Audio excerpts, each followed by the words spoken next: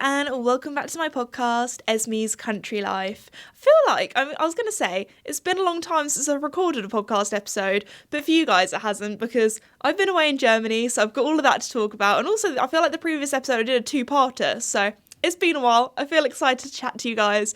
But anyway, before we begin, I just want to say a huge thank you to the sponsor of the podcast, Redpost. Redpost is an equestrian and country store based in the UK, but they ship all over the world. And also, I have some exciting news that from the 7th of July, so when this podcast goes out, it will be happening, and that is Redpost's summer sales. So if you want to check that out, then be sure to head to redpostequestrian.co.uk. Also, the summer sale is only going to be on for a limited time, so if you want some good deals, check it out soon.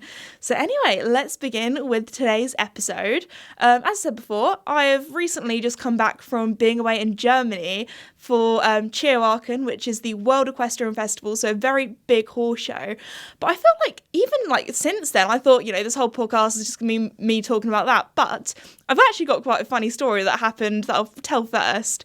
So when I got back from Aachen, did the little thing that you normally do, unpack, all that kind of stuff. So I was doing that yesterday. And actually, I was doing quite a lot until I was actually, I was going to say I was quite proud of myself, but as a 21st century girl, normally you'd get home, you'd do something that involves Wi-Fi. And it did take me like a good hour or two at home until I realised my Wi-Fi isn't working, because I was listening to music and things, and that was just already downloaded on my phone. I just thought, not got many business emails coming through. Normally my phone's pinging away with things I need to answer. I was like, this is quite nice and relaxing anyway. I was just kind of in my packing away, tidying up zone. And then I went to I think I went to go and post something on my Insta or something like that. And then I realised my Wi-Fi isn't working. So I went to my little hub, checked that out. That wasn't working. Did the whole I just need to turn it on and off again. Maybe something's happened while I've been away. Anyway, found out I was going to say, do we even really say neighbourhood in the UK? Because that seems like a very American term. And I don't really know I'm not really on a street either. It's like a private road, which sounds really fancy.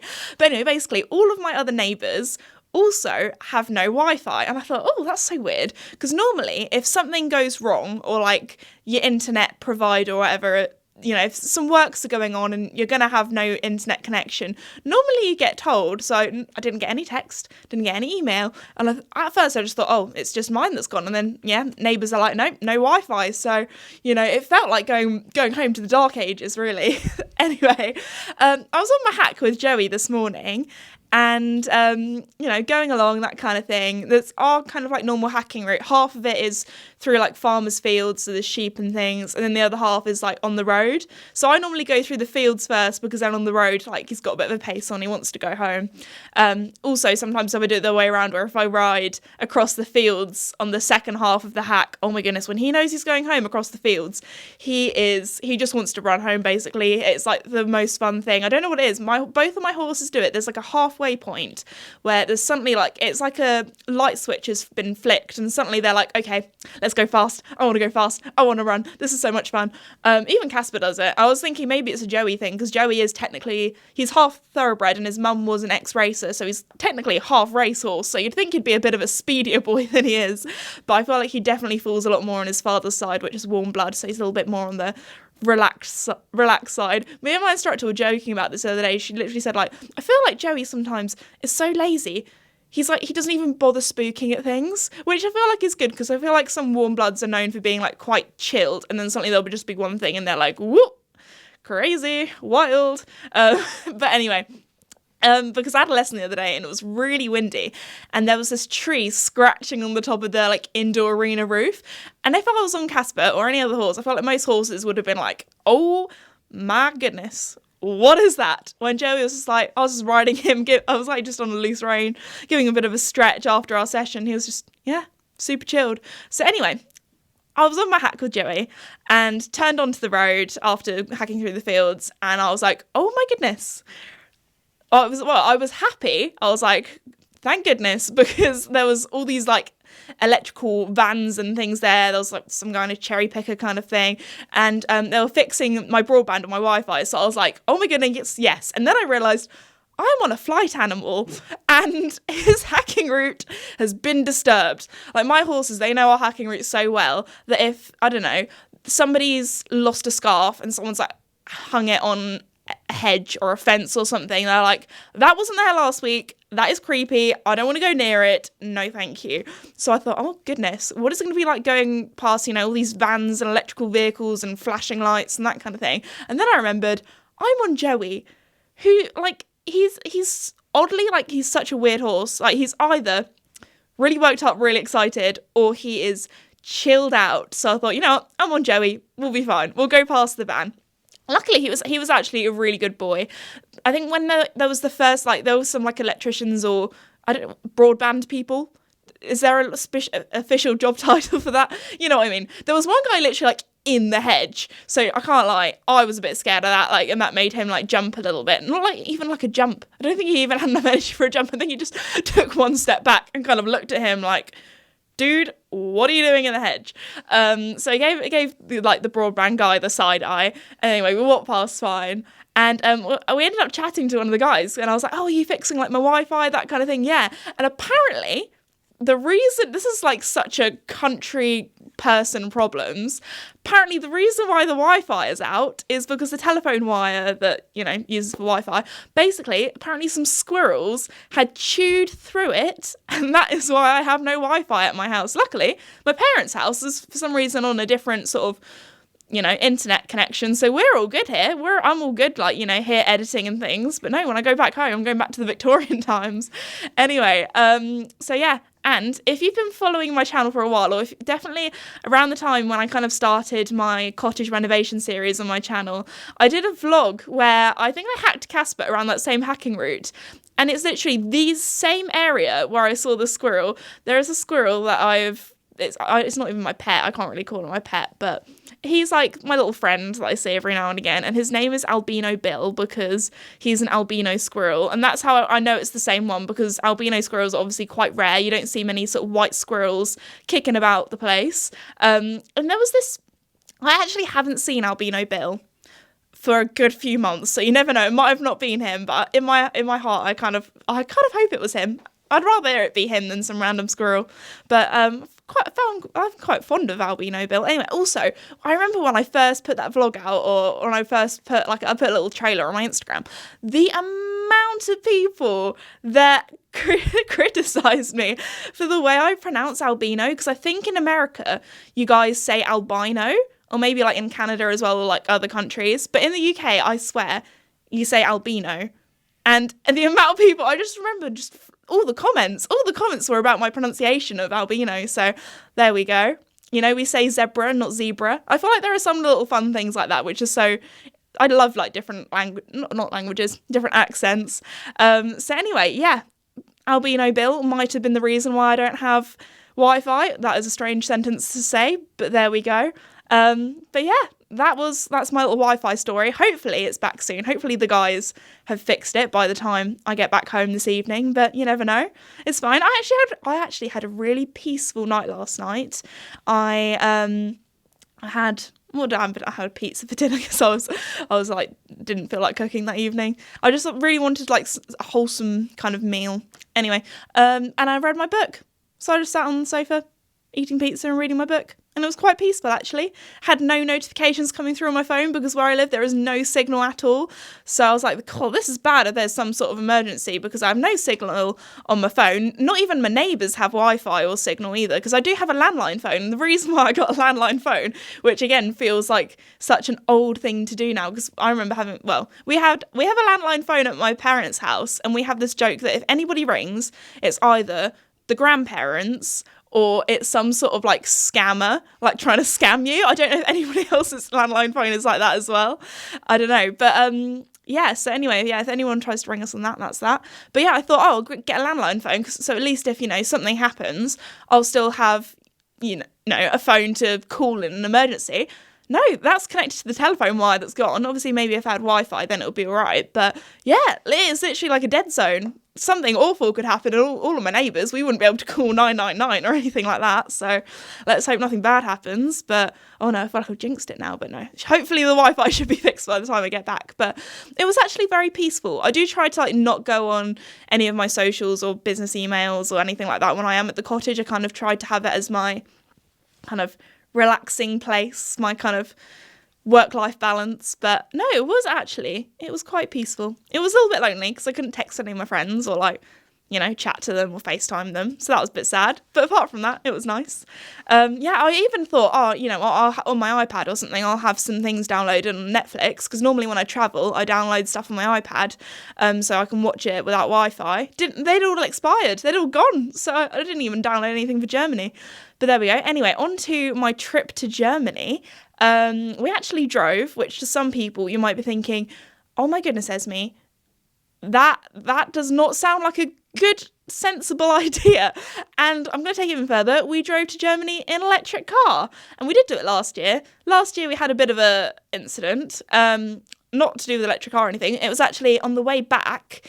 We were at, I should probably explain this. Basically, to get from, you might be thinking, the UK is kind of like an island, and then there's the rest of sort of mainland Europe. There's a bit of water in between there, Esme. You can't really drive across the water.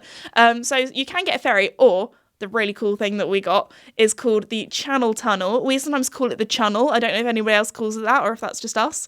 It's like a family thing. You know when families come up with like a word or a phrase that you think like everyone knows, but then you realise it's actually kind of just like a family thing, and then you say it out loud in front of your friends, and they're like, girl, what are you going on about? Well, anyway, we were going on the Channel, or the Channel Tunnel, which basically, if you can imagine, a tunnel under the water with a train going through it, but you drive your car onto the train and then it goes under. It's quite cool. I remember the first time I went on the Channel Tunnel, I was 5. I was with my dad and we went to Disneyland as like a cute little dad and daughter trip away, because I think Max was quite young. Max would have been like 2 at the time, I believe, 2 or 3. And I think my mum was like, this 5-year-old is wild. She needs to just get her out of my hair. So my dad was like, I'm going to take her to Disneyland. So me and my dad had a fun trip away from my brother, who was probably a screaming baby child at the time. Left my mum at home with him, which sounds quite mean. But anyway, Max wouldn't have remembered the trip anyway. He was so young. But I remember because I feel like not many, I don't know, if this maybe nowadays you wouldn't really get stopped for this, but back then, I feel like not many dads would just like go on holiday just with their daughter on their own. Like normally, like when parents go on holiday, there's a mum and a dad. But anyway, so my dad took just me, and I remember getting stopped at border control and them asking me loads of questions because they thought my dad was kidnapping me.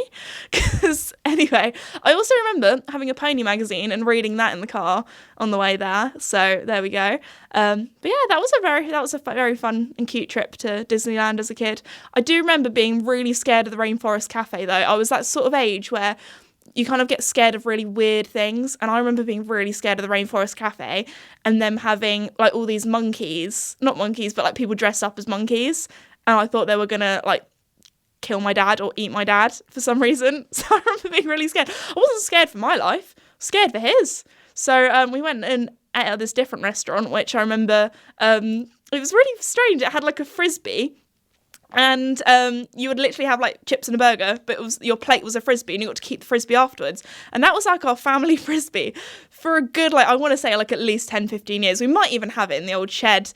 But it's funny how like little trips like that, or little parts of your brain just remember really oddly specific things like that. But they're like the 2 main things I really remember from Disneyland. And I also remember getting pins and needles for the first time and being like, I think I've got sand in my shoe.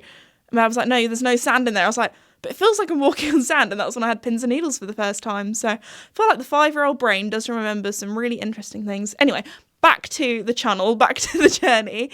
But yeah, the reason why our journey was so bad last year coming back was because for some reason one of the carriages on the train on the channel got stuck, and we were waiting at Calais for, I want to say like 5-6 hours. I was fine. I slept the whole time. I actually really wanted to stay up because my dad and my brother were watching, I think it was the British Grand Prix that was on, and it was the one that was really good last year. If any F1 fans are listening, it was a really good one last year, and I'm an F1 fan. Like I think I had to watch it on repeat because I just could not keep my eyes open. I was so tired. I remember like falling asleep and then them shouting like, oh, and then me like waking up and then watching the like overtake or like the really good part and then falling asleep again, which probably is like kind of like a good way to watch Formula One, if I'm honest, most of the time. Anyway, yeah, we had a good journey there. All easy charging. Like when we charge, normally literally like the time it takes us to stop off, like I think the normal charger that we go to is one that's near Brussels in Belgium. So yeah, literally the other day drove through 5 different countries because we had England, obviously, France, Belgium, Netherlands, Germany. There we go, 5 countries in one day. That's pretty wild when you think about it. Anyway, so yeah, the stop at Brussels was at a hotel. So went and had a wee, I had an orange juice, my dad had a coffee, friend Lydia had an orange juice as well. And then by the time we finished our drinks, had a wee, car was charged, ready to go, which normally you'd stop off anyway, to be honest. And then on top of that, you'd have to stop for petrol as well. So technically, sometimes I feel like it's a bit quicker. So anyway, drove down, had another stop off where my dad had a nap. Me and my friend Lydia went shopping in this shopping mall, and it was great because I think I can't remember if this was it was in Belgium where we stopped off. It was like the border between Belgium and Germany. So the drive isn't actually that long. I think from Calais to Aachen, it's actually like 4 hours, 5 hours, and then like an extra hour or 2 in England for us to drive to the Channel. It's not too bad, really. So yeah, and then also where it is in Germany, it's like the closest part of Germany to where like the UK is. That's the best way to describe it. But anyway, we were at the shopping mall, and it was great because I feel like it's always so fun going shopping in a foreign country because, you know, back home, nobody else will be wearing the same outfit as you, especially if they're kind of shops that you don't really get where you are. So we had a great time. We had a blast. Found some really nice trousers. If you're a girl, and you know what I mean, when you try on a pair of trousers and they fit perfectly like a glove, it is the best feeling ever because trouser shopping as a woman is so difficult. So I was very happy about that. Also, my GCSE French, I did not realise how much I remembered because quite a lot of, when we were in Belgium, they kind of like, well, it depends which part you're in, but we were in the part where they speak French, and nobody spoke English there. And I managed to have a full-on conversation with probably like 2-3 cashiers in French. And it was great. I felt so proud of myself. You know, I was representing Team UK when most of the time, feel like us British, if we go on holiday, we don't even bother even learning how to say like please and thank you in the language. So, yeah, I had a full-on conversation in French to this lady about getting cookies, and she was like, oh, do you want, I won't say it in French because I will definitely butcher it, and there'll be people that speak French listening to this that'll be like, girl, why are you so proud of yourself? But, yeah, she was like, do you want more? And she was like, if you buy 6, you get them all for €7. And I was like, yeah, great. Can I have all of them in chocolate? She was asking me all the different flavours. And yeah, I managed to say it all in French. I was very proud of myself. Anyway, now actually to the horse show. So we arrived on the Tuesday evening. We probably could have got there earlier, but we did have 2 hours in the shopping mall. My dad had a nap and me and Lydia were very happy shopping away. And then we got ready, and I was very kindly dressed by Stella McCartney, which is still wild to say. So that was really cool. If you haven't seen the pictures online, I was wearing this really beautiful full-length dress, which was like a sheer kind of blue material, and then it had loads of like little sequins on. And that was so cool. Very, very pretty. And then there was like the red carpet there. And I actually have quite an it's definitely not a story a normal person would tell. Like, I remember telling my boyfriend this story. I was like, girl, that is just wild kind of thing. So anyway, me and my friend Lydia, we, because she was like, oh, do I walk the carpet with you? Like, you know, I'm kind of like here as a friend and to kind of help you do some photography and that kind of stuff.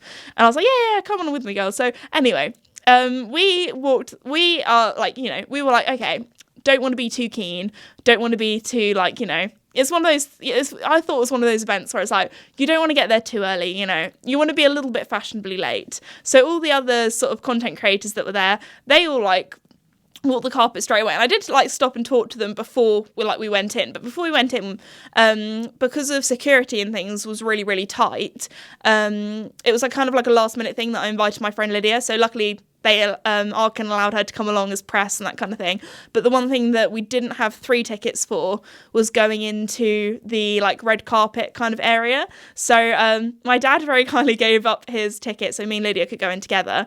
So he could only get photos from outside, couldn't get anything from inside. So we were like, let's quickly get some photos before we go in. So we did that. And then by the time we went up, we walked the carpet. We had like a few photos taken, and like, it was kind of like, and then suddenly there was just nothing, and we're like, oh, okay. Probably because, we're English, and, in Germany, they don't really know who they are. Because it is, like, a really big thing in the sense, like, they have, like, all the German TV crew there, and they're filming the whole thing. I'm pretty sure live, maybe, even. And there were loads of photographers, and we're like, it's fine, like, we didn't get many photos taken. We're just, like, some British girls. They probably don't know who we are, like, that kind of thing.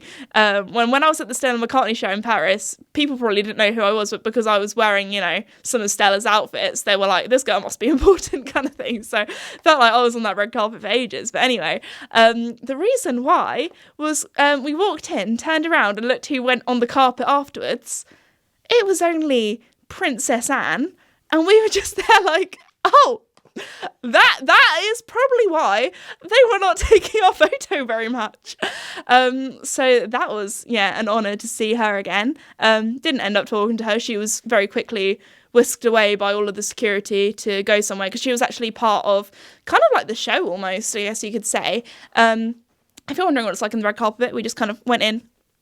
They gave us some drinks, we had some food, had a little sit-down buffet kind of meal, and then we went, we got our tickets for there's like a stadium, so we got handed our tickets, and then basically, I don't even know how to describe Aachen to someone who's not been.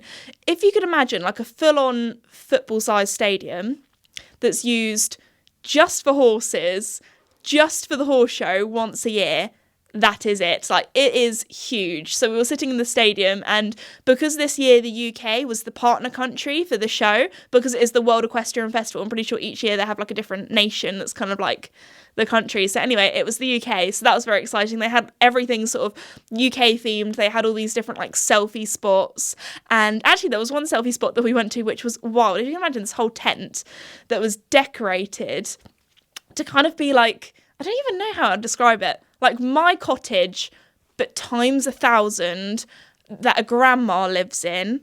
That is what it was like. It was like full on Alice in Wonderland tea party kind of table that you could sit at and have your photo taken. And then they had loads of other sort of like British things.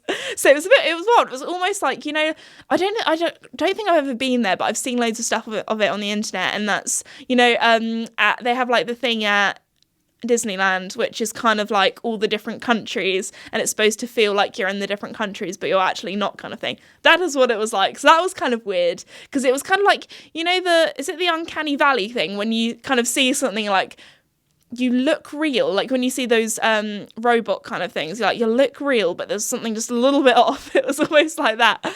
I don't know, because it wasn't quite like real, because all like the food wasn't real and things. Anyway, so that was really good fun. But yeah, they put on this whole show kind of for the opening ceremony. If you can kind of imagine the opening ceremony kind of like for the Olympics, but obviously not as high budget, but it was still absolutely incredible. It was wild. They had loads of like really cool stuff going on. So they had loads of horses doing things like carriage horses. There was lots of music. They had the household cavalry. But then they had some other things. And do you know what? As a British person, it was really interesting seeing what people think when they think of the UK. So they had lots of different, they had like Queen songs. They had like loads of like famous songs. They had Coldplay songs.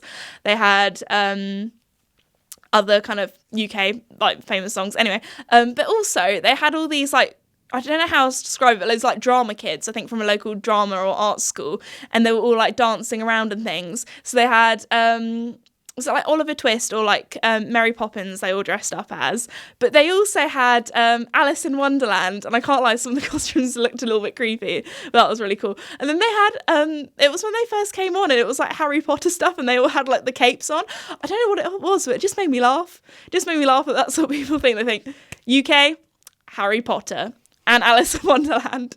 But then they also had one scene which was beautiful. Like they all had umbrellas and it was raining. I was like, yeah, of course, English rain. That is going to be a big part of our nation.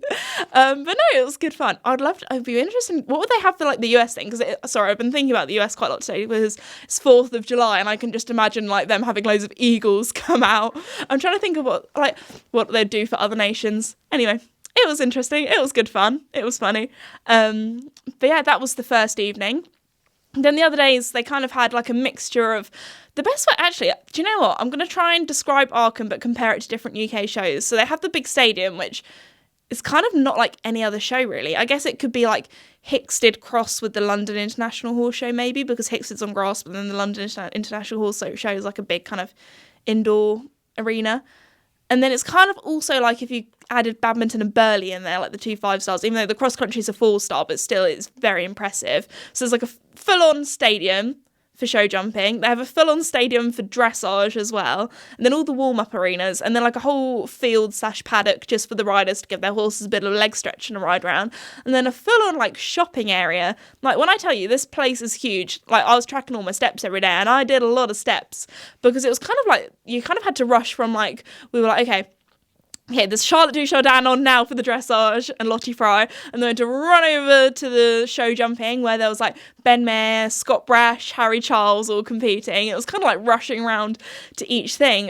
Also earlier on in the week they have vaulting, and they also have lots of carriage driving as well. That's really cool. I always really find it really funny because my dad he's not horsey. Well, I say not horsey. He's become horsey since working with me and, you know, raising me as a child, I guess, but he always forgets what driving's called and always calls it the chariot racing, and it honestly makes me laugh so much because I think of like, you know, these gladiator kind of chariots. To be fair, we had a good laugh the other day. It was on the way home, I was tired and I couldn't remember what the Channel Tunnel was called, and we were trying to track how long it would take for us to get back home, and I just said, how long do you think the underwater train will take us? And my dad was like, the underwater train? Sounds like something from like some kids' TV programme. But anyway, yeah, I got taken the mick off quite a bit for that, calling it the underwater train. But there we go. But no, we had a really good fun.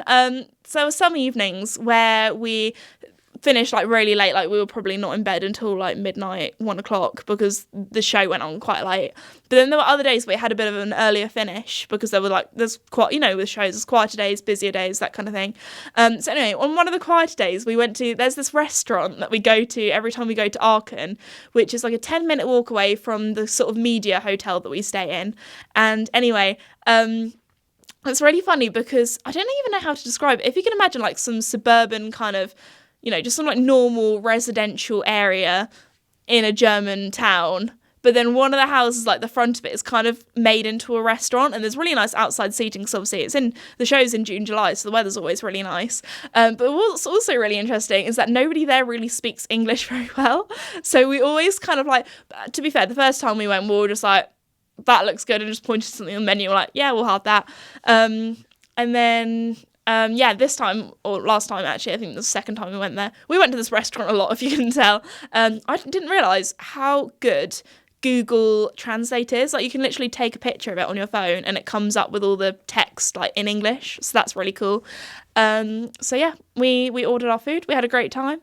Actually, to be fair, the second time we went, there was a really lovely waitress and she spoke fluent English. She was really good. I always feel so bad when I go to a different country and I can't speak their language. And often they're the ones apologising, being like, oh, sorry, I don't speak English very well. I was like, no, your English is incredible. Why are you apologising? We're literally lazy people that have come to your country and not even bothered to like learn a little bit of language. So, to be fair, I did do German in year 7 for a year because my school was very big into like academics and also languages for some reason. So when you started in year 7 at my secondary school, you would do of course you do English. That's like one of the main things you have to learn in England. You would do French, German and Spanish. And I feel like most UK schools, like most people probably do French, I'd say, as their language, because that's like the nearest country that we're to that speaks different language. Unless you count Wales with Welsh. But anyway, you heard all about that in the previous episode when I went to Wales. But no, I actually did French and Spanish from the ages of 11 all the way up to 16.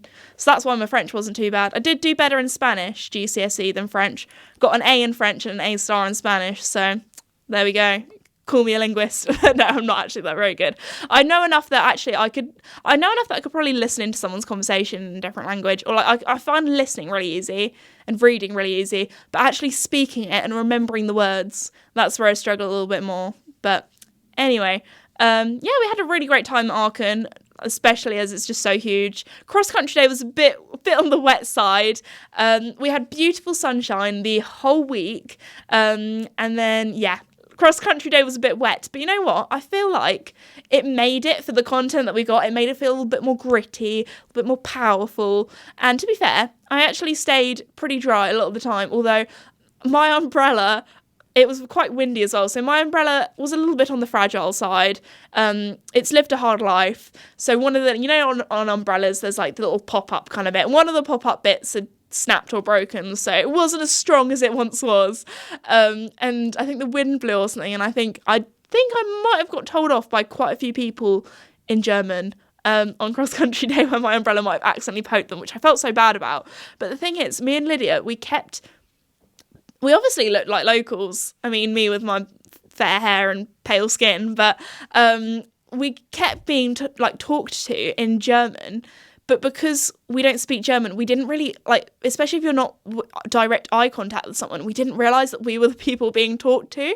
So there must have been these German people that thought we were being so rude by just ignoring them. And then when we actually realised that they were talking to us, we're like, oh, we're so sorry, we speak English. Or when I bumped people with my umbrella, there was this one lady that kind of not shout. It felt like she was shouting at me, but she kind of was grumbling, and I was like, oh, I'm really, really sorry. And I moved out of the way.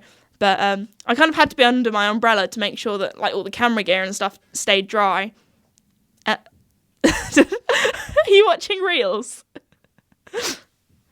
My dad just opened up his phone and really loud music started playing.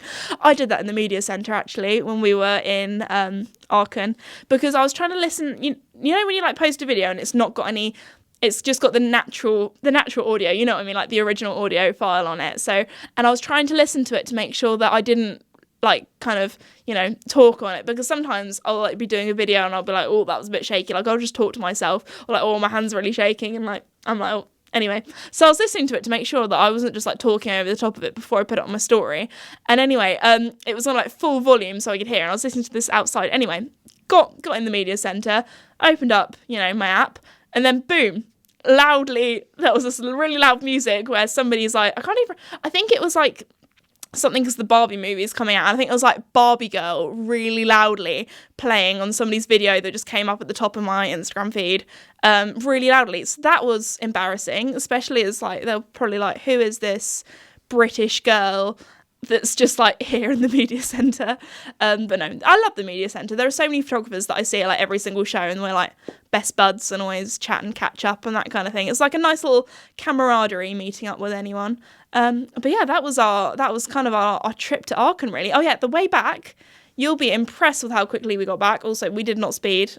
Not at all, just saying. That makes it sound like we did. But we were so lucky with the traffic. We were at first worried that we were going to have a bit of a horrendous journey getting back, because one of the photographers that we're good friends with, Ellie, every time we're at a show with her, it's become a thing now, that when we're going home, she always says, ooh, is the journey back going to be okay? Because X, Y, and Z has happened. When we were in Geneva for another Rolex show, she was there and she was like, oh, have you heard? All the planes being cancelled because of the snow. And we got stuck in Geneva or in Switzerland for an extra 48 hours. So we were thinking, Ellie, no, don't bring, please do not bring the bad news on us. Do not tell us, because there's obviously a lot of riots going on in France. And we were worried that they would be blocking motorways and things. And we thought, oh goodness, how are we going to get back? Luckily, we got back really, really quickly. So we left the horse show Saturday 2 p.m. and then we got back at my house 7:30 p.m, which I'd say, to drive through 5 different countries and go on the underwater train on the Channel, I'd say that is pretty impressive. If you said to someone in Australia or America, oh yeah, I'm just going to drive through 5 countries in an afternoon, they'd be flabbergasted. But some people have to drive that many hours just to get to the supermarket kind of thing. So no, we were so lucky with traffic and so lucky with our journey as well. So overall, it was a really good trip. So another kind of exciting thing that I've been up to lately, which is again very wild to say, I feel like I've been up ever since I've started this podcast. I feel like there's just been so many really cool things and opportunities that I'm very, very grateful to talk about, to say. But I feel like, this is not something your average person kind of goes on about. But anyway, I was very, very luckily and very fortunately invited to the Penguin and Puffin kind of garden party. So if you didn't know, my book, The Starlight Stables Gang, is published by Penguin, or Puffin, which is kind of the kids' version. Actually, I think it was a garden party for Puffin and Ladybird. Ladybird's also a sister company, I guess, and they do the really, really small children kind of baby books, when Puffin's more children's books, if that makes sense. So anyway, that was really cool. So if you could imagine, I think it was like kind of like the garden near where Westminster Abbey and Big Ben and everything is. It was there, so literally from the garden you could see almost Big Ben. So that was pretty wild. That was really cool. So that was like a lovely little evening, got all dressed up, also met up with the co-author of the book, Joe. Me and Joe get on like a house of fire. We get along so well, and the whole time we were having a blast. We were having lots of giggles and things, and we were also ranking the canapes. I don't know how we got onto this, but we were actually standing in the best area for the canapes coming through, because I was supposed to eat beforehand, but I just didn't have enough time, so I think I ate like a tiny bit of chocolate cake, which probably isn't the best, but anyway, so we were standing in the sort of area where all of the waiters and waitresses and things were coming through with the canapes. So we were always the first person that they offered the canapes to. So we lucked out. We were like, we are standing in the best spot. So anyway, we were ranking all of them. That was really good. We also met up with some of the other people that work for Puffin that we're really good friends with, and had a good natter, a good catch up. Also met some other sort of like cool people. Met up with Jonathan Stroud, who is the author of Lockwood & Co. If you guys saw that on Netflix, I went to the premiere for that, which again is another sort of crazy wild thing that I've done this year. So it was really cool to meet him again, have a little chat, because I actually plucked off enough coverage at the Netflix kind of thing to chat to him and be like, hey, you know, my co-author Joe that I'm really good friends with, and kind of we got chatting about that. So it was really nice to see him. And just like, I feel like the author kind of world is like a totally different world to like the equestrian. Well, obviously it is, but it's really interesting, like the sort of people and things that you talk to at different places. And then, yeah, that was really lovely. Also met up with Greg James, who was there. I actually met him at the Blenheim Palace International Horse Trials a few years back. And he recognised me straight away. I was like, hi, Esme, gave me a hug. And I was like, wow, I listen to you every morning on Radio 1 when I'm driving to work. Just because I feel like where I live, it's kind of like the distance where it's not enough time to get on my phone, get onto my music, you know, connect my phone to the Bluetooth, all that kind of stuff. So recently, I've really been enjoying listening to the radio, especially like if I'm driving to my boyfriend's house or that kind of thing. Like, I've just put the radio on, especially if I've stayed at my boyfriend's house and I'm driving to the horses. Put a bit of cheeky Radio 1 on. It's great. So I was like, oh, I know your voice. But anyway, no, it was really lovely talking to him and some other people. So yeah, was a good old evening. Also, we were again really lucky with like getting back and things, because where I live, it's not getting to London is quite easy on the train. So we got the train back, and we were scanning all the like train kind of information on our phone before we left, because actually the trains have been quite bad recently there have been so many strikes and cancellations and that kind of thing. And we got the last train. If not, we would have had to get a kind of like alternative bus back where a bus driver would have driven us, which would have taken a lot longer. So I was very lucky to get the last train back, and we got the last train back just in time, and I managed to pick up some dinner from the station as well. So yeah, overall really good. Also, I can't remember if I said this or not, but when we came back from Aachen, again really lucky, we arrived at the at Calais to get on the Channel, and we literally just as we arrived, the sign changed from like boarding to like no more boarding. I can't remember what the official word is like, but you know what I mean. And we were like, oh my goodness, like boarding is closed. We're not going to be able to get on. We're going to have to wait. We thought we'd have to wait 40 minutes to get the next one. But we talked very nicely to this lady, and she was like, girl, if you get your bum in gear and you drive there straight away, I'll ring them up, let them know there's one more person coming. So we drove to the end of the queue, last people on the Channel. Perfect. Made it just in time. It was like, you know, Indiana Jones when he grabs his hat before the door shuts. That was literally us getting onto the Channel. So we were very lucky with that as well. So I feel like we've had, apart from our, you know, coming back from Geneva and being stuck for 48 hours, we've at least had a little bit of luck with our journeys so far. But no, that has kind of been everything that's kind of happened. They're all the deets. They're all, that sounds a bit cringe. I don't know if I like abbreviating words like that.